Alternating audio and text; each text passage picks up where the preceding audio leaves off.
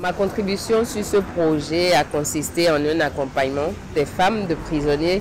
dans le processus d'autonomisation de ces femmes-là. Notre séance a tourné essentiellement autour de trois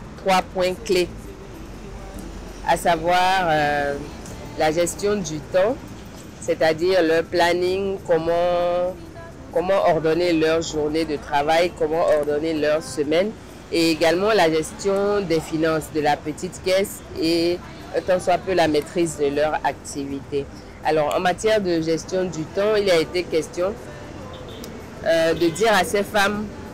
comment est-ce qu'elles peuvent organiser leur semaine de travail, c'est-à-dire avoir du temps pour ranger, avoir du temps pour travailler, avoir du temps pour effectuer des achats par exemple, et avoir une idée de ce qu'elles ont à faire en amont avant de démarrer leur semaine pour les aider à savoir qu'est-ce qui est livrable, qu'est-ce qui n'est pas livrable, qu'est-ce qui est possible, qu'est-ce qui n'est pas possible et qu'est-ce qui est à reporter sur les jours ou les semaines à venir. En matière de gestion de finances, nous avons essentiellement échangé sur les entrées et les sorties qu'elles effectuent. Toute activité, pour être rentable, a besoin d'un minimum de structuration. Et en tant que tel, il faut noter tout ce qu'on reçoit comme recette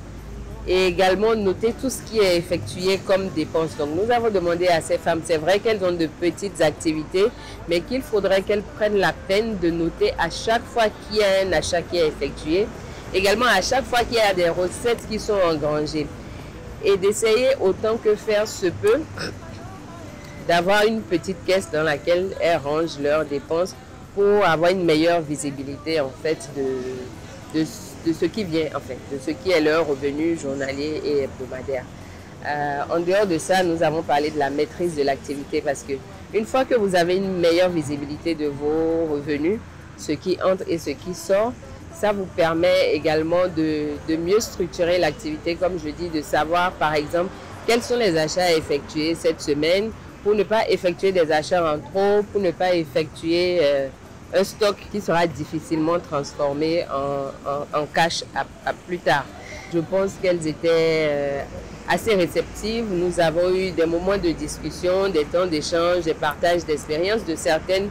qui le faisaient déjà assez bien ou qui faisaient une partie quand même de ce qui a été prodigué. Je trouve que c'est une très belle initiative d'accompagner les femmes, de les aider à être autonomes. C'est une super initiative parce que dans les familles aujourd'hui, les femmes sont quand même le pilier, les femmes sont celles qui gèrent la famille au quotidien, qui aident à l'éducation de l'enfant, qui aident à nourrir la famille. Donc c'est